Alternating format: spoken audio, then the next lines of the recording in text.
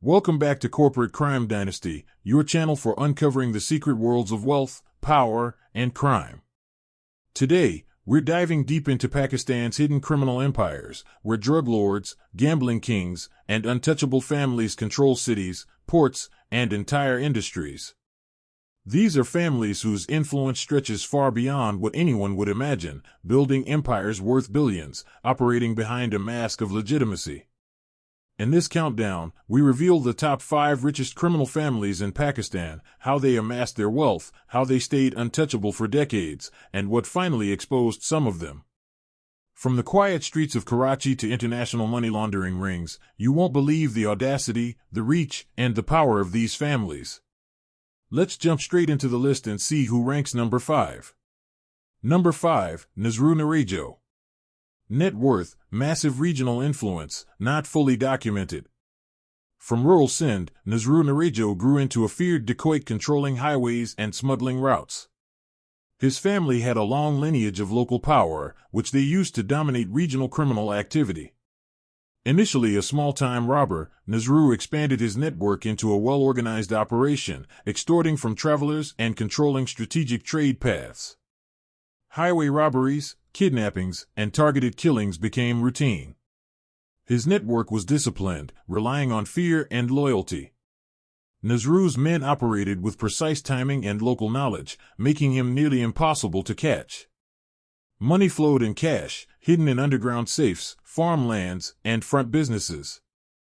Through intimidation and local influence, he avoided legal consequences for years.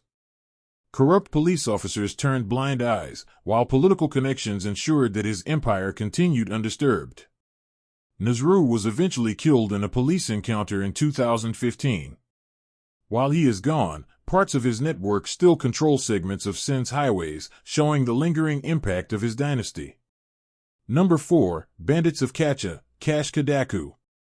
Net worth, approximate 1 billion PKR per year. Operating along the riverine areas of Sindh and Punjab, the Katcha bandits are multi-generational families controlling smuggling and criminal trade.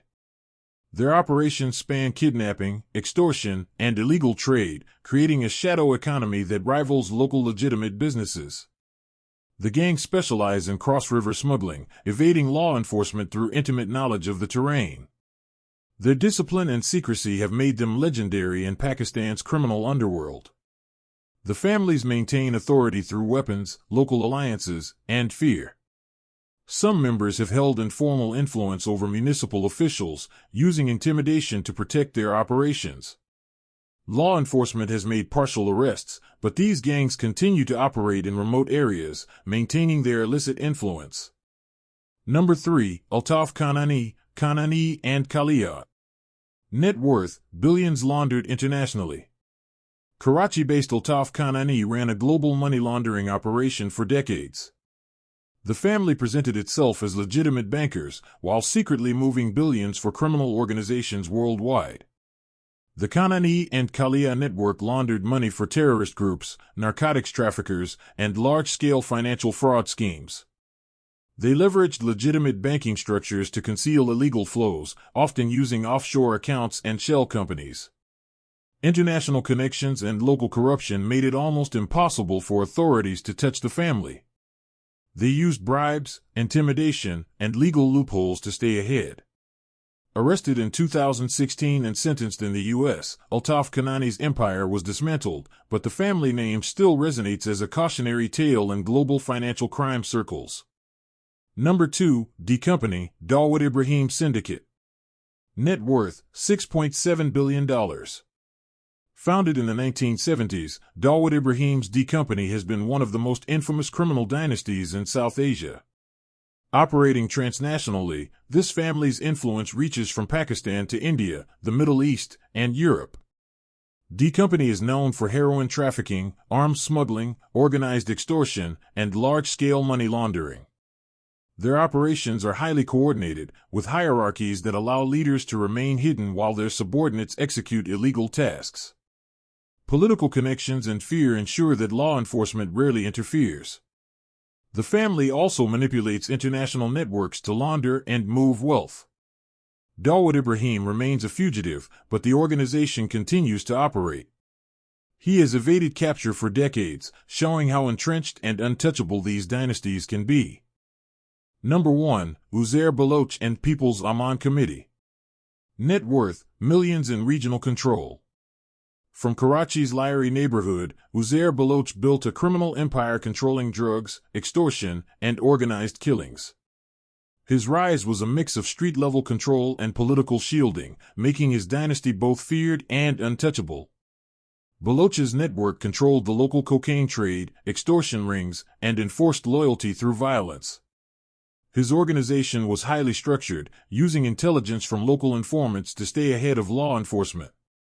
Political backing from PPP officials and influence over law enforcement allowed the group to operate freely. Fear and strategic intimidation made them almost impossible to challenge.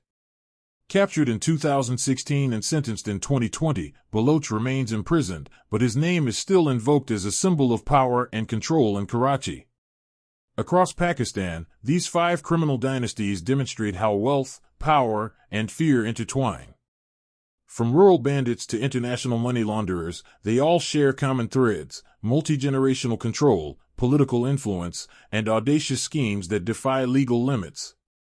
Their actions create shadow economies, destabilize legitimate businesses, and leave thousands of victims in their wake. But here's the truth: even the most untouchable families have limits. Arrests, investigations, and global exposure show that no empire is truly invincible. While their influence remains a cautionary tale, the systems that allowed them to thrive, corruption, weak enforcement, and societal tolerance remain. These dynasties reveal a harsh reality: corporate crime and criminal empires can operate openly, quietly shaping economies and lives. And as long as power is concentrated and unchecked, stories like these will continue.